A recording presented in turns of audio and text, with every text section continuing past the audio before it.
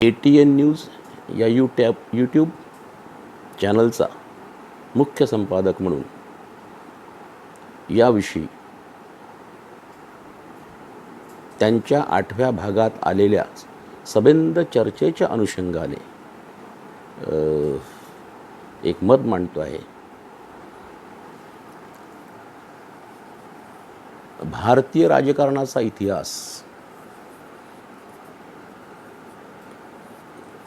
हा जसा जातीभोवती धर्माभोवती सातत्यानं फिरत राहिला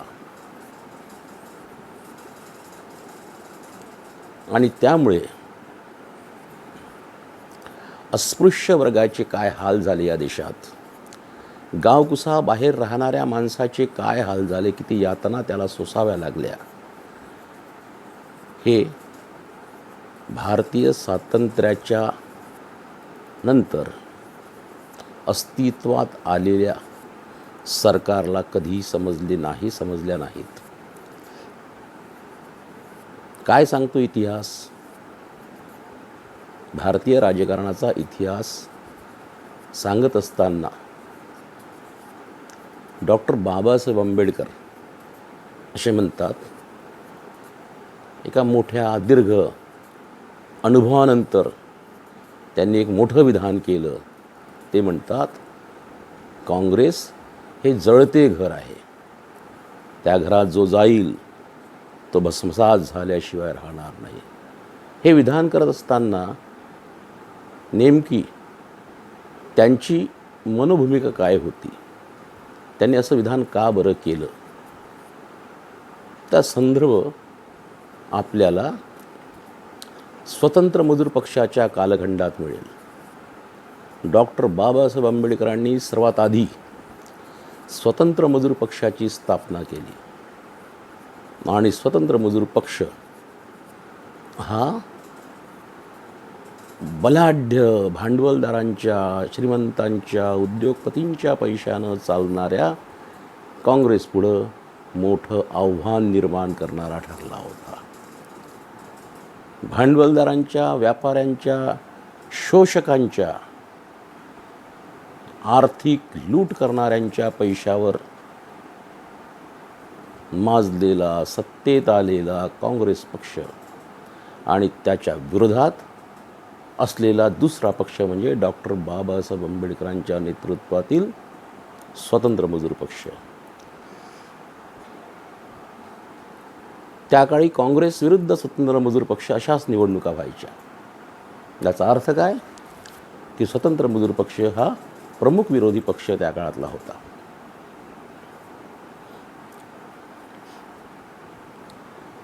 दरम्यान भारतीय स्वातंत्र्य लढ्याने जोर पकडला होता आणि भारतीय स्वातंत्र्य लढ्यामध्ये भारताला स्वातंत्र्य द्यायचं असेल तर त्या देशातील सर्व जाती धर्मांचे, उपेक्षितांचे, गावकुसा बाहेर राहणाऱ्या स्पृश्यांचे प्रश्न समजावून घेणे हे ब्रिटिश सरकारपुढे मोठं आव्हान होतं. दुसऱ्या गोलमेज परिषदेमध्ये बाबासाहेबांना कोंडीत पकडण्याचं काम काँग्रेसच्या इशाऱ्यावरून ब्रिटिश सरकारने केलं. भारतातल्या अस्पृश्यांचा, दलितांचा नेता कोण या प्रश्नावरून दुसऱ्या गोलमेज परिषदेमध्ये प्रचंड गांधी विरुद्ध बाबासाहेबांचा संघर्ष उभा राहिला आणि ज्या गांधींना अस्पृश्यांचे प्रश्नच समजत नव्हते, दलितांच्या व्यथा वेदनाही कळत नव्हत्या, अशा बनिया असलेल्या गांधींना भारतातील दलितांचा अस्पृश्य समाजाचा नेता म्हणून काँग्रेसने त्यावेळेस ते प्रोजेक्ट झाले होते. आणि म्हणून गांधींना असं वाटे की भारतातल्या या लोकांचं नेतृत्व मीच करतो आहे आणि म्हणून मला त्यांचा नेता म्हणून, भारतातील त्यांचा नेता म्हणून जाहीर करण्यात यावे. यावर डॉक्टर बाबासाहेब आंबेडकरांनी प्रचंड आक्षेप घेतला आणि हा आक्षेप घेत असताना त्यावेळेच्या दुसऱ्या गोलमेज परिषदेमध्ये किंवा त्यानंतर भारतात आलेल्या क्रिप्स कमिशनने, या संदर्भातल्या अभ्यासासाठी भारतात आलेल्या क्रिप्स कमिशनने बाबासाहेबांची भेट घेत असताना, एकतर बाबासाहेबांची भेट ते घेणार नव्हते, पण बाबासाहेबांची भेट घेऊन परत जाणेही शक्य नव्हते अशा कात्रीस सापडलेल्या क्रिप्स कमिशनने बाबासाहेबांची भेट घेतली. आणि त्या भेटीत क्रिप्स कमिशनने त्यांच्यापुढे हाच मुद्दा ठेवला की बाबासाहेब, आपण कामगारांचे पुढारी आहात, तुमच्या पक्षाचं नावच स्वतंत्र मजूर पक्ष आहे, तेव्हा तुम्ही दलितांचं किंवा अस्पृश्यांचं किंवा गावकुसाबाहेरच्या लोकांचं नेते कसे होऊ शकतात? या प्रश्नाने बाबासाहेबांच्या पुढे मोठं संकट उभं केलं. एकीकडे स्वतंत्र मजूर पक्षाची वाढती लोकप्रियता, सत्तेकडे जाण्याचा मार्ग बलाढ्य काँग्रेसच्या विरोधात, तर दुसरीकडे वर्षानुवर्ष अत्याचाराने, अन्यायाने, दारिद्र्याने आणि संबंध बाबतीत पिचून गेलेला, थकलेला, असहाय्य झालेला असा अस्पृश्य वर्ग, गावकुसाबाहेरचा माणूस यांचं नेतृत्व करायचं की स्वतंत्र मजूर पक्षाच्या नावाने राजकारण करायचं? बाबासाहेबांनी दुसरा मार्ग निवडला आणि स्वतंत्र मजूर पक्षाचा विलय करून शेड्यूल कास्ट फेडरेशन या नावाने दुसऱ्या पक्षाची स्थापना केली. आणि मग पुन्हा दुसऱ्या गोलमेज परिषदेमध्ये बाबासाहेबांना स्वतंत्र शेड्यूल कास्ट फेडरेशनचे नेते म्हणून, अस्पृश्य समाजाचे नेते म्हणून मान्यता देण्यापलीकडे दुसऱ्या गोलमेज परिषदेकडे पर्याय नव्हता. हा संबंध राजकारणातला हा घडामोड. पण याच वेळेस स्वतंत्र मजूर पक्षामध्ये असलेले जेधे, सत्यशोधक समाजाचे जेधे जवळकर,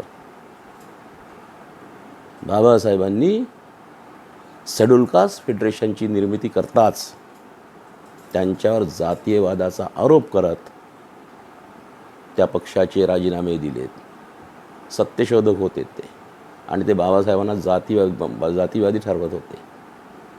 मूळ मुद्दा असा आहे की हा एक संबंध, असा एक इतिहास सांगतो आपल्याला भारतीय राजकारणाचा आणि बाबासाहेबांचा.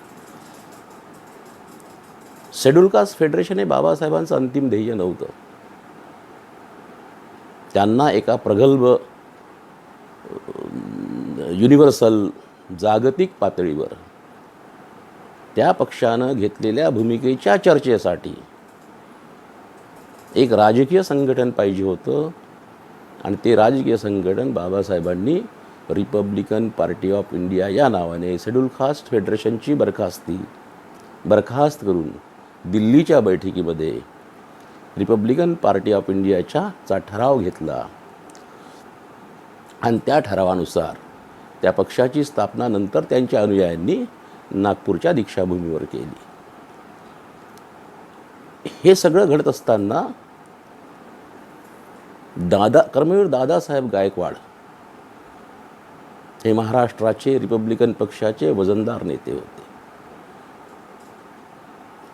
रिपब्लिकन पक्षातही उत्तर प्रदेशापासून तर संबंध देशभर मोठ्या प्रमाणात रिपब्लिकन पक्षाला मानणारा एक मोठा वर्ग होता.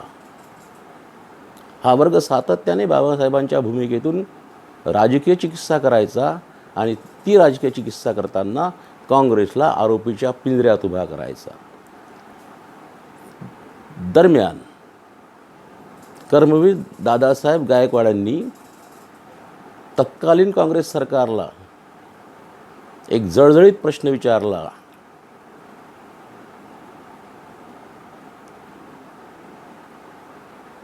कसेल त्याची जमीन, नसेल त्याचे काय, या एका घोषवाक्यावर रिपब्लिकन नेते कर्मवीर दादासाहेब गायकवाड यांनी संबंध भारतामध्ये जेल भरो आंदोलन सुरू केलं.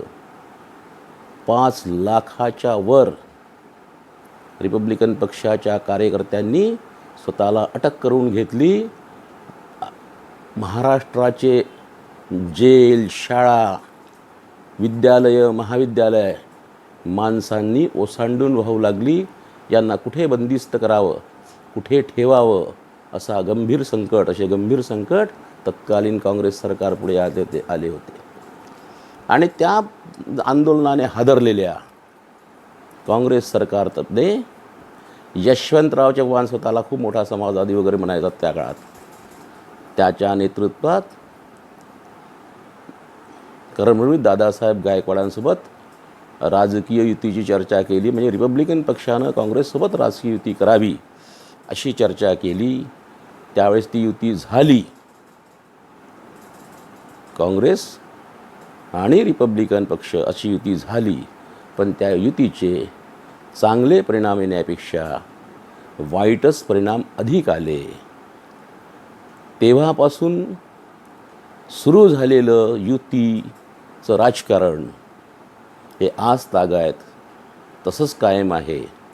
आणि या भानगडीमध्ये रिपब्लिकन पक्षाची प्रचंड वाताहात होत आहे. बाबासाहेब म्हणतात, मतदारांचा समूह म्हणजे राजकीय पक्ष. आजच्या या निमित्तानं भारतातल्या, महाराष्ट्रातल्या तमाम रिपब्लिकन पक्षाच्या नेत्यांना, कार्यकर्त्यांना, हितचिंतकांना एक प्रश्न आहे की आम्ही रिपब्लिकन पक्ष, रिपब्लिकन पार्टी ऑफ इंडिया हा मतदारांचा पक्ष कधी बनवणार? जर तो मतदारांचा पक्ष आम्ही बनवू शकलो नाही, रिपब्लिकन पक्ष नावाच्या बँकेत, रिपब्लिकन पार्टी ऑफ इंडिया नावाच्या बँकेत जोपर्यंत कोट्यावधी मतदारांचं अकाउंट उघडल्या जाणार नाही, तोपर्यंत रिपब्लिकन पक्षाचे दिवस किंवा रिपब्लिकन पक्षाला चांगले दिवस येणार नाही. या संबंधानेच या अनुषंगानेच कार्यकर्ता या पुस्तकाचा नायक सदा आपल्या मित्राशी संवाद साधतो, बोलतो आणि जे काही खंत व्यक्त करतो, ती खंत या 8व्या भागात आपण अवश्य ऐकावी. जय भीम. माधवशी गप्पा मारता मारता घराच्या पत्र्याच्या भिंतीवरच्या फोटोवर नजर खेळली. फोटो न्याहाळत तो सदाला म्हणाला, सदा, हा कोणत्या परिषदेचा फोटो रे? हा ना, काँग्रेस रिपब्लिकन युती झाली त्यावेळी कर्मवीर दादासाहेब गायकवाड व इतर नेते शहरोशहरी सभा, मिटिंगा, परिषदा घेऊन ह्या युतीमागील भूमिका लोकांना समजावून सांगत. त्यापैकी एका परिषदेचा हा फोटो. या फोटोवरून एक आठवण आली.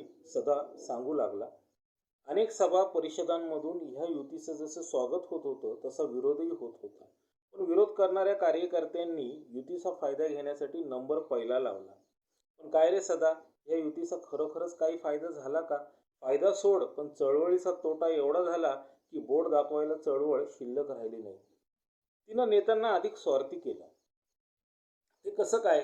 माधवनं विचारलं. तुला सांगतो माधव, आंबेडकरी चळवळीच्या मर्मस्थानाच्या ठिकऱ्या ठिकऱ्या करणारं शस्त्र म्हणजे काँग्रेस रिपब्लिकन युती. कर्मवीर होते तोपर्यंत ठीक होतं. पुढे ते सर्व संपलं. ज्यांना चाटून पुसून स्वतःचं पोट भरण्याची सवय होती ती माणसं वाटून कसे खाणार? मग त्यांनी आंबेडकरी चळवळीची मर्मस्थान मोडून ठेवली आपल्या सत्तेच्या धुंदीत. माधव गप्प होता. सदा सुन्नपणे पुढे बोलू लागला. मला गोष्ट आठवली, ती तुला सांगतो. त्या गोष्टीवरून तुला काँग्रेस रिपब्लिकन युतीचा फायदा तोटा लक्षात येईल. ऐक. गावात यशवंतलाल नावाचा एक छोटा व्यापारी होता. त्याचं गावात भलं मोठं दुकान होतं. गावातल्यानं गावाच्या आसपासच्या खेड्यातही त्याच्या दुकानातून माल जायचा. अगदी मीठ मिरचीपासून ते धान्यापर्यंत सगळा माल त्याच्या दुकानात असायचा. त्यामुळे भरपूर सुख संपत्ती त्याच्या दारात पाणी भरत होती. जसा तो व्यापारी होता तसा तो परोपकारी देवभोळा दयाळूही होता. दुकानाच्या समोर सकाळी सकाळी पक्ष्यांसाठी धान्य टाकणं, मुंग्यांना साखर घालणं नित्यच चालू असे. एके दिवशी त्या गावात माकडांचा कळप आला. झाडाझुडपांची फळं खाता खाता त्यांना यशवंतलालचं दुकान दिसलं. यशवंतलाल दयाळू, देवभोळा. त्यानं माकडांना पाहिलं. रामराज्याची हनुमान सेना दारात आली म्हणून त्यानं आपल्याला पुण्य लाभावं या भावनेपोटी त्या दिवशी त्या माकडांना खायला दुकानातला माल टाकला. मग माकडं नेहमी नेहमी त्या यशवंतलालच्या दुकानात जाऊ लागली. दुकानातल्या मालाची नासधूस करू लागली. माकडांचा रोज रोज जाण्याने बिचारा दुकानदार कंटाळला. मग त्याने यशवंतलालने या माकडांना कळपाचा काटा काढायचं ठरवलं आणि त्याच्या डोक्यात एक युक्ती आली. त्याने एके दिवशी सकाळी दुकानातील नासलेली गुळाची भेली पोत्यावर अंगणात ठेवली. त्या भेलीच्या भोवती 5-50 काट्या ठेवल्या. माकडाचा कळप यशवंतलालच्या दुकानावर बसला. बसल्या बसल्या त्या भेलींकडे पाहत होता. गेले कित्येक दिवस हा शेठजी आपल्याला खायला काहीच टाकत नाही. आज त्याने अंगणात वाळत ठेवलेली ही गुळाची भेळे आपण पळवायची हा विचार करून सगळ्या माकडांनी एकाच वेळी त्या भेलीवर झडप मारली. एकाच वेळी गुळाच्या भेलीभोवती 5-50 माकडं गोळा झाली. जाडजूड मोठी माकडं लहान माकडांना भेलीपर्यंत पोचूच देईनात. ज्यांच्या हाती गुळाची भेळी लागेना त्या माकडांनी भेळीभोवती पडलेल्या काट्या हातात घेतल्या. भेलीवर बसलेल्या माकडाच्या कपाळी हातातल्या काट्या मारल्या. आपल्याला लहान माकडांनी मारलं म्हणून मोठ्या माकडांना राग आला. त्यांनी वेलीभोवती पडलेल्या काट्या हातात घेतल्या आणि बरोबरच्या लहान माकडांना पिटायला सुरुवात केली. शेवटी माकडांमध्ये आपसात लढाई सुरू झाली. त्यांचं भेलीवरचं लक्ष उडालं. हा सगळा प्रकार बघून यशवंतलाल विजयाने खळखळून हसत होता, कारण तो कळप कायमचा फुटला होता. कधी कधी यशवंतलालच्या दुकानासमोर त्या कळपातला एखादा माकड दिसतो. यशवंतलाल दयाळू, परोपकारी, धर्मभोळा असल्यामुळे असं एखादं माकड दारात आलं तर मुक्या जनावराला अन्नदान केल्यावर पुण्यपत्रात पडतं म्हणून माकडाला खाण्यासाठी काहीतरी दारात फेकून जनतेसमोर आपण पुण्यवंत असल्याचा भास निर्माण करतो. पहिलं माकड काही खात असता दुसरं माकड अवचित तिथं पोचलं तर दुसऱ्या माकडाच्या पावलाची चाहूल लागताच पहिलं माकड तिकडनं पळ काढतं. एकाच भरभक्कम कळपात आपण इतका दुरावा आणि वैर निर्माण करून पुण्यवंत म्हणून कीर्ती मिळवतो. याचं पहिलं माकड दुसऱ्याकडे बघून पळत जाताना यशवंतलालला आनंद असतो. या प्रसंगाकडे बघून तो इतका हसतो की त्याला आयुष्यातला हा सर्वात मोठा आनंद वाटत असतो. असा प्रकार काँग्रेस रिपब्लिकन युतीचा झाला. सदा एकदम गप्प बसला. मग हळूवार स्वरात म्हणाला, तुला एक सांगू माधव? सांग ना सदा. असं एकदम गहिवरलास का? डोळ्यात अश्रू. होय माधव, डोळ्यात पाणी येण्यासारखंच आहे, कारण त्या कळपात माझी आई होती रे. ती तिथेच मरून पडली. सदा डोळ्याच्या कडा शर्टाने पुसू लागतात. कमलला खूप वाईट वाटतं, पण तिच्या डोळ्यात पाणी येत नाही. उलट ती मिश्किल हसते. हसता हसता चहा कपात ओतत सदाकडे मधून मधून पाहत म्हणते, माणसाने रडू नये. होत नाही तर करू नका. पटत नसलं तर सोडून द्या. कधी रडताय, कधी हसताय. भाषण करताना लाल होताय. मोर्चा पुढे चालताना डोंगरा एवढी छाती फुगवत तुरुंगात जाताय. हत्तीवाणी डुलत जाताय. घरात शिरताना मात्र नेहमी रडताय. तू बोलती हे खरं आहे कमल. घर आम्हा कार्यकर्त्यांना रडण्याचं मिळाल्याचं हक्काचं ठिकाण आहे. म्हणून आम्ही कार्यकर्ते घरात जास्त वेळ राहत नाही. समजलं? कमल सदाच्या वाक्याने थोडी रागावली.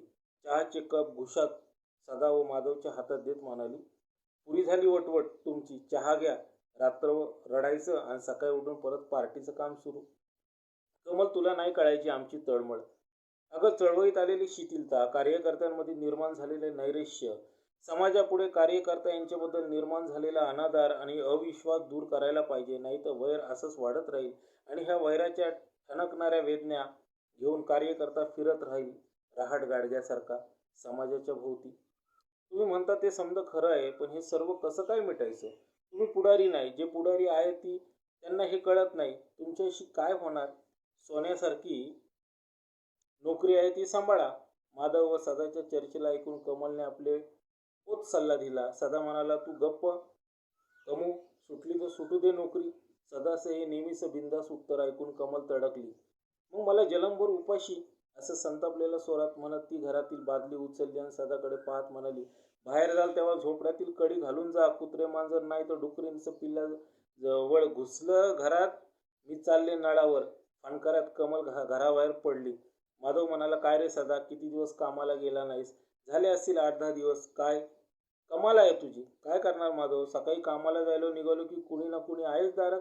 कुणाचं जिल्हा परिषदेचं काम, कुणाचं म्युन्सिपाल्टीचं काम, कुणाचं मामलेदार कचेरीचं, नाही तर कलेक्टर कचेरी.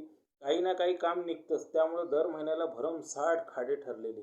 शेवटी वैतागून सदा माधवकडे पाहत म्हणाला, जाऊ दे यार, सोड नोकरीची चर्चा, चल निघूया. काम आहेत भरपूर. आज आटपून घेऊन म्हणजे 2-4 दिवस ड्युटीवर जाता येईल. संध्याकाळी डॉक्टर सर्टिफिकेट आणावं लागेल. 2 दिवस कामाला जाऊन म्हणतोय, परंतु डॉक्टर सर्टिफिकेटला पैसे नाही म्हणून अडलोय. मग असं कर ना सदा, आपल्या नेत्याच्या बायकोकडे जाऊ आणि सर्टिफिकेट आणू. बघू, जाईन आज त्यांच्याकडे. दोघंही घराबाहेर पडतात. दोघांच्याही सायकली रस्त्यावर पडू लागतात. वेगवेगळ्या बाजूला फुटताना सदानं सांगितलं, संध्याकाळी 6-6:30ला मेट्रो हॉटेलवर भेट आपल्या ठिय्यावर. बाकी कार्यकर्तेही भेटतील. तिथून मग जाऊ डॉक्टरीन बाईकडे माझ्या सर्टिफिकेटसाठी. मग ठीक आहे, जय भीम. मेट्रोवर भेटू.